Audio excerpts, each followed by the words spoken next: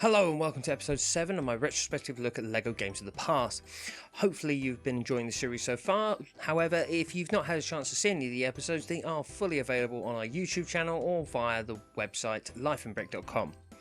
Now for me, this episode is one I've been looking forward to since I began this series.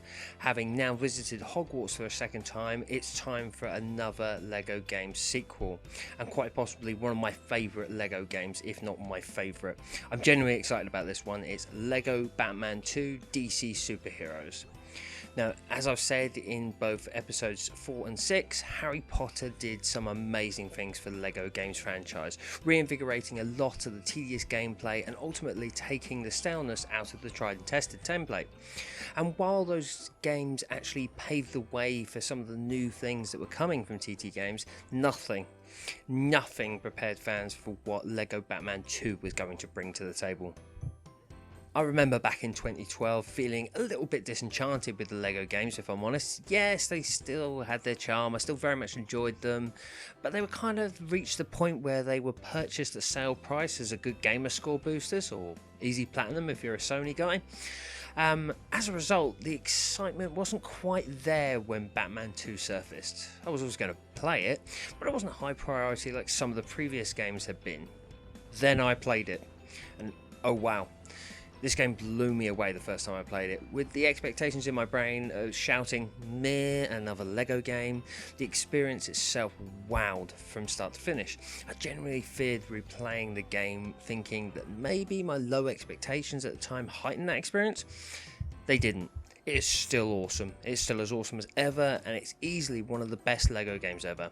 But why? What makes this such a great game? Well, let's start with the obvious. Batman's in it. Duh.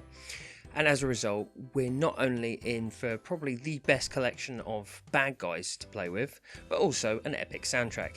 Yes, Tim Burton's movie theme is once again central to the audio awesomeness.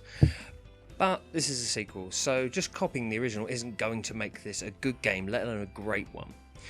Well, there's the original story, a well-told comic caper about Lex Luthor teaming up with the Joker in order to use his laughing gas to manipulate a presidential vote in return for stopping Batman. The story is from end to end a brilliant mixture of DC Comics, animated action and TT Games' famous humour. Given that TT have, for the most part, had a dedicated story from the source material to follow, having that freedom to work on something original was clearly a joy for them, and it paid off massively. They could have just grabbed one of Gotham's best comics and just happily got away with it, no one would have been the wiser. Escalating the ante further is the fact that LEGO Batman 2 was the first TT Games LEGO game to introduce a voice cast, meaning that Bricked Up Adventure can actually talk. And when you've got the likes of legendary gaming voice actor Troy Baker as Batman and legendary TV voice actor Clancy Brown reprising his role as Lex from the animated series, that just shows how awesome this was always going to be.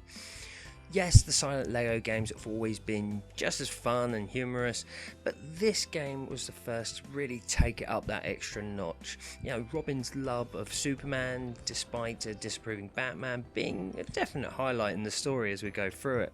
Let's not even get onto the fact that Nolan North, an absolute legend in gaming voiceover, he makes an appearance as well. Quality was clearly a priority with this one, and the story and cast, they nailed it. And, you know, that's before we even get into any actual gameplay. Speaking of which, the biggest shift in this game actually comes from the open world. Now, as impressive as Hogwarts is, it pales in comparison when you've got a fully open world LEGO Gotham City to explore. Now, that might not seem as impressive today, given what LEGO Marvel Superheroes have done with Manhattan, but at the time this was monumental. Now similarly, the gameplay between story levels and open world feels very organic. You know, you quickly move from one to the other, with the only thing really separating them is Vicky Vale's news reports and a quick cutscene. That's about it. It's very cool. The open Gotham is stacked with things to find, so once you blitz through those 15 levels, yes, 15 is a little bit low for standard, but let's just ignore that because they've got this awesome open world. So yeah, once you blitz through those 15 levels, got your mini kits, got the stud targets, unlocked as many characters as you can, you're still only about 40% of the way through the game, and you've got at least another 10-15 hours worth of exploration left to enjoy. So it's massive in comparison to what you see in a lot of the games that came before it.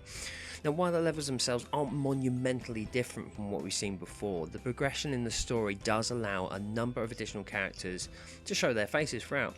The main one, of course, being Superman, who is playable for a good portion of the campaign.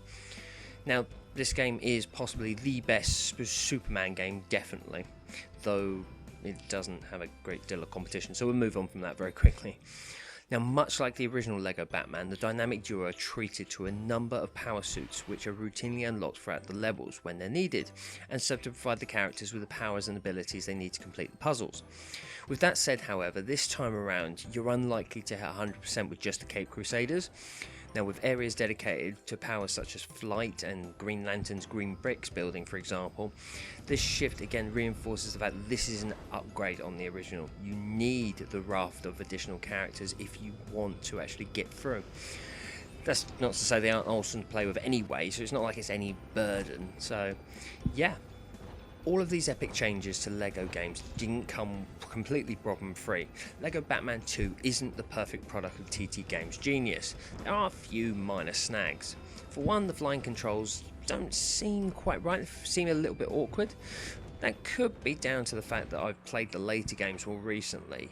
But you know, when you take Superman for a spin, it just doesn't feel as easy as I would have expected. The handling seems a bit off and the reaction time seems quite slow. Similarly, with the Flash on the ground, it's exactly the same. It's like turning corners, it doesn't seem quite as good as it should be. Like I said, I've been spoiled by the later games, so I won't hold that against it too much. Perspective is another biggie that's a little bit buggy in the open world.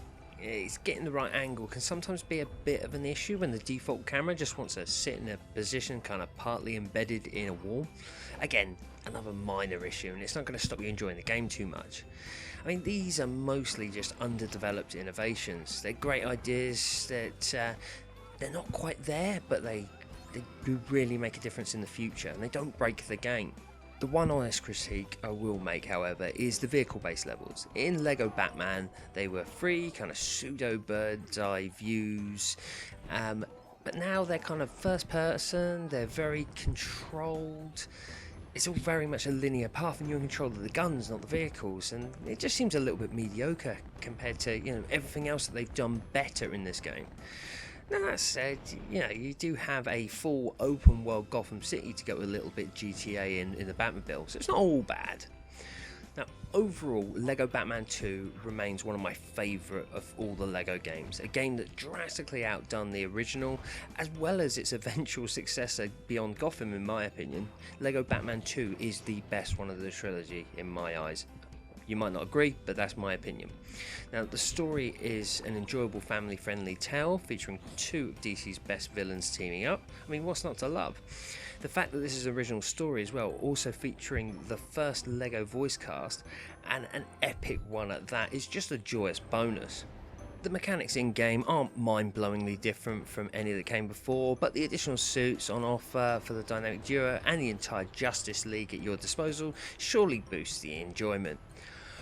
I've already said enough about the open world, and whether you believe it or not, it was a massive game changer back in 2012, and obviously every game that's come since has done a very similar thing in terms of massive open world hubs.